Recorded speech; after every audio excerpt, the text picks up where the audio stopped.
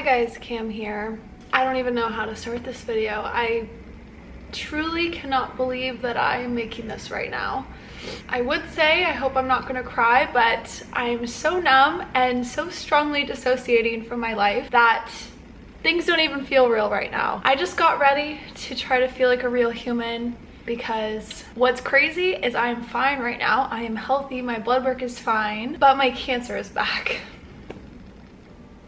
I just cannot believe that this is happening, truly. I don't know when I'm posting this video. Today it is currently December 5th. I'm honestly just so mad and angry at the universe right now.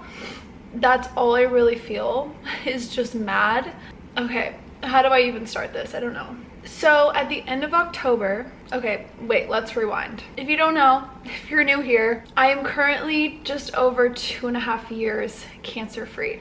Or so I thought. I have been living and thriving since I moved to LA. I got an amazing job. I moved back to Portland. I've moved quite a bit, but I've done so many things since I've been cancer-free. I just truly don't understand the timing of things and why they work out the way they do. But I've been a flight attendant for a year now. I've been loving it so much. It fulfills me. I already miss it. I've only been gone for like a week and I seriously wish I could just go hop on a plane and just live my normal life. At the end of October, I had a really bad virus. I was just ill. It wasn't COVID or anything. God, I'm having flashbacks to the first time I went through this because I was like, it's not COVID. I remember in my first video I ever made, it was like, it's not COVID, but I'm sick. I had a virus. I went into my primary. She felt my thyroid. She's like, it's swollen.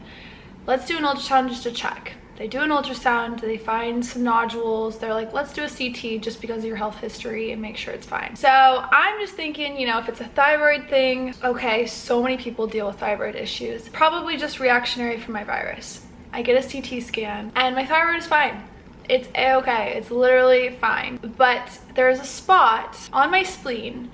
I think I've made videos about this. Honestly, whenever I make a cancer video, I never go back and watch it. I couldn't tell you, but you could probably find it on my channel. I had a spot on my spleen that they were worried about over a year ago. A small little something that wasn't growing. It was just stagnant in size and it was just there. And my doctor was like, it's probably a cyst, which now I'm like, oh my God, we should have done a biopsy back then. But when something's not growing, it actually shrunk.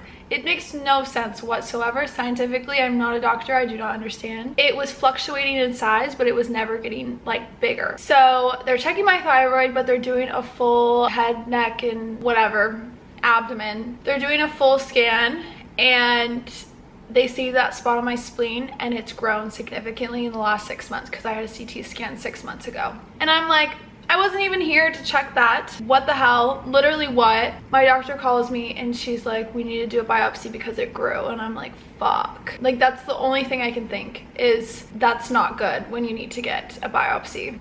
So I go in for a biopsy.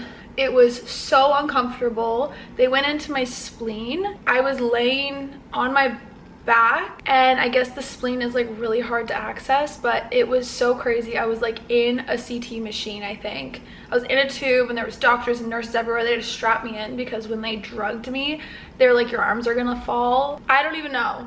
It was truly like honestly insane. It reminded me a lot of my bone marrow biopsy that I hated more than anything because I was like awake and couldn't feel anything, but like it was traumatizing. So I get my biopsy done and the next day my doctor calls me and she literally tells me that it's lymphoma. And I just like was so mad. Like I cried the whole day. And it was just weird to be emotional about it because I haven't been emotional about cancer stuff in so long. And it just triggered everything that I've ever felt towards it. I just couldn't wrap my head around it. There's been so many times that I've had these little scares, but my doctor telling me that it's back is just like the last thing I thought. I've had like 2 or 3 scares now, like different spots. Like they were worried about stuff in my chest and it ended up just being literal trauma in my chest from chemo, and then this spot on my spleen. I've had scares and then it's always just been fine. So I was just in that mindset of they're gonna call me and she's gonna be like, it's just a cyst, like it's fine. I was truly like fully wrecked that day. I've never felt so angry before in my whole life. Clearly, I am very numb about it, and I'm kind of just like, I don't think it'll feel real until they put my port back in and I start chemo up again. It's just insane. And what's the craziest part is this spot has been here for over a year. So probably, not scientifically, but probably these cancer cells have been here the whole time. So my whole cancer-free thing, I don't even know if that's true, because there were probably lingering cells in my spleen that just never went away the first time, but they were too small and untraceable that they didn't know they were there. So I met with my doctor. I think that was the first time she's ever seen me have a full breakdown. I like want to like scream cry, but I can't, because I don't know, every day, every minute, I feel different about it. So I don't know my full treatment plan. I'm still waiting on a PET scan. Advocating for yourself is so hard. I call, hey, is my order in so I can schedule it? No, it's not in. It's just like a waiting game. It's so crazy when you're trying to do all of this stuff, but also process the fact that you're going through this again. I can't even describe it. It's like the busier I stay, the better I am, because I just don't even want to think about it. So I had to take a medical leave from work, which sucks. I love my job. I really wanted to keep working, but this treatment, I guess, is different, and it's going to be more intense. So my plan is, I have not met with anyone but my oncologist. I'll be doing 2 months of chemo, and if my body reacts to that, you know, I'll do a PET scan. If my body reacts, then I'm going to be doing a stem cell transplant, which I literally know nothing about other than the fact that it will just obliterate any sort of cancer in my body. And I'm like, why didn't we do this the first time? I know it's super intense, but I wish that I would have just handled all of it at one time instead of 2.5 years of healing, my hair growing back, me going back to a normal life. We're all the way back at day one, and it's just like crazy. So I'm hoping and praying to whatever out there that chemo will just work and I'll go into my stem cell transplant and be done with it. The thought of losing my hair, I have to get my port put back in, all of these things, like, I'm just mad. I don't even really feel sad about it anymore. I've been here. I've been through this whole thing. I went through 6 months of chemo. I've healed, I've processed, like, I've been through it before. It's just like, I know exactly what to expect, and it's just crazy.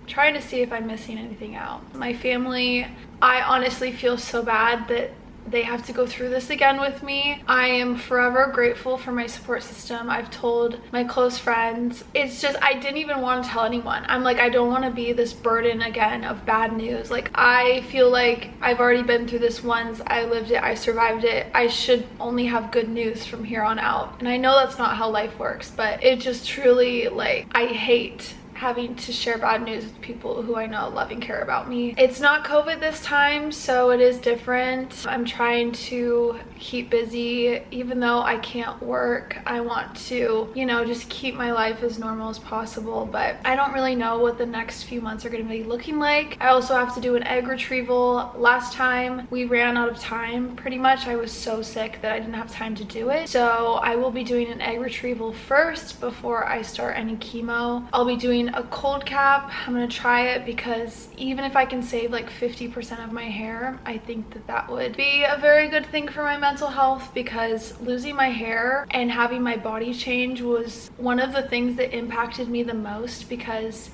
it sucks to have cancer and it sucks to feel sick, but looking at yourself in the mirror and not even recognizing yourself is a whole nother thing, where it's like, I'm sick, yeah, but now I'm like, I look like this different person, and it's just really not great for the mental health. So we're gonna try a cold cap this time. So yeah, that's all I really have to share right now.